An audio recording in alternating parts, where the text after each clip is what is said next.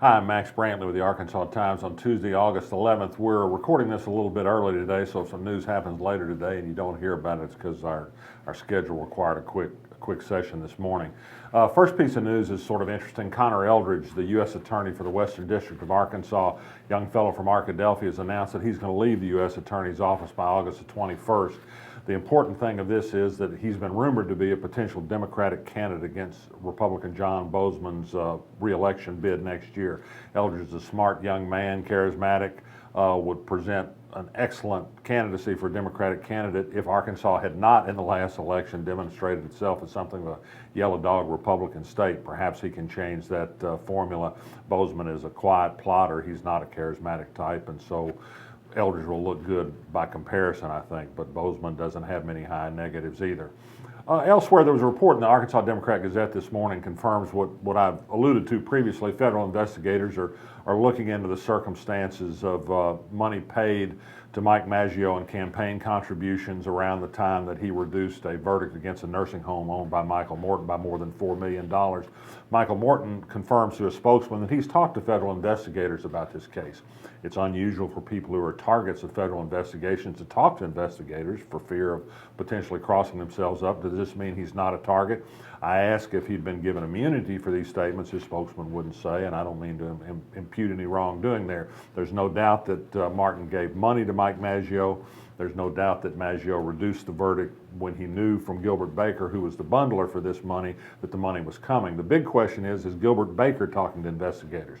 He's a Republican former senator and current lobbyist who's hip deep in raising money for a number of judicial candidates, including a whopping $46,000 for Arkansas Supreme Court Justice Rhonda Wood, again from Michael Morton. A lot of money being sent around. It's legal to give money to candidates, of course. Michael Morton would say he just wants to give it to the right kind of judges who will give good government when they reach office, if they do. Got a picture here of the Rock Region Metro's new gas-powered bus rolled out today. It's part of the rebranding of the city bus service that I talked about yesterday. Looks kind of handsome. They're still working on the trolley car. Don't have a new color scheme for that just yet. Good news from David Ramsey, who's following Arkansas's insurance situation and the Medicaid crisis with the ineligibility problems that have been encountered by tens of thousands of people in Arkansas. One piece of good news is that Arkansas has led the nation in reducing its percentage of people who are uninsured, cut the rate in half, a tremendous achievement. It won't be so tremendous if this arbitrary cutoff rule that the state is enforcing that Governor Hutchinson refuses to fix throws tens of thousands of people off. It might affect that overall performance rate, and not in a good way. News from Russellville reported by KARK-TV is that there are night riders in Russellville, people riding around waving Confederate flags and shouting racial epithets in a black neighborhood. Of course, we're told that the Confederate flag is not about race, but it's about culture and heritage. Unfortunately, I think it is about culture, and not a very handsome one at that. The U.S. Attorney's Office in Little Rock announced today that it's charged a sixth person with defrauding the federally financed summer feeding program for school children. A man's been accused of getting paid $182,000 for food. He didn't serve a single meal to a single child. Good news out of Texas on a very sad case. Baxter County native, a gay man who married and legally in another state, had a terrible episode his family did when he had his funeral in Baxter County, met terrible gay homophobic responses from people who claimed to be Christians up there.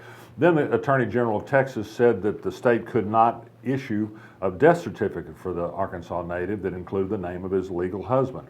The husband went to court, and a federal judge said, of course, the U.S. Constitution requires equal treatment. Yesterday, the state of Texas finally folded. The Attorney General, who, by the way, is under indictment on a securities fraud charge, rather than go to prison for being held in contempt of court, said, okay, his name can be on the death certificate. It is there. He sent me a copy of it. We printed it today. The U.S. Constitution rule, it's too bad you had to go to court to get your rights, but at least it did happen. This is a example for Arkansas. Texas has also now corrected its birth certificate procedures so that same-sex parents of a child can have both names on the birth certificate. Arkansas is working on that process. We need to get it fixed pretty soon.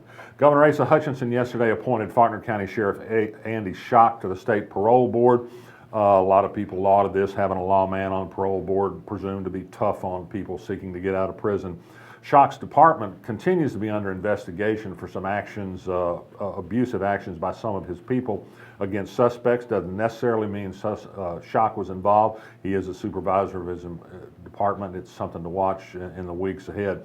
And finally, a recommended piece of reading, great article by Talking Points Memo, a Washington-based news and information service, about how ALEC, the American Legislative Exchange Council, uses corporate money to lobby legislators discreetly and plant legislation in their laps that they then take home to their states. Arkansas is a big participant in ALEC, particularly now that the Republicans are in control, sent a big taxpayer finance contingent to a recent convention in San Diego. And there, some of our lobbyists, including the disgraced Gilbert Baker, threw a big steak dinner for legislators in San Diego, outside the view of the public who would not be invited to ALEC sessions or to their steak dinners either. I'm going to be traveling myself, not on the taxpayer dime, heading to Alaska. Happy to say it's going to be cooler there. I'll be back in a couple of weeks, so you'll just have to make do with others in the meanwhile. I'm Max Brantley.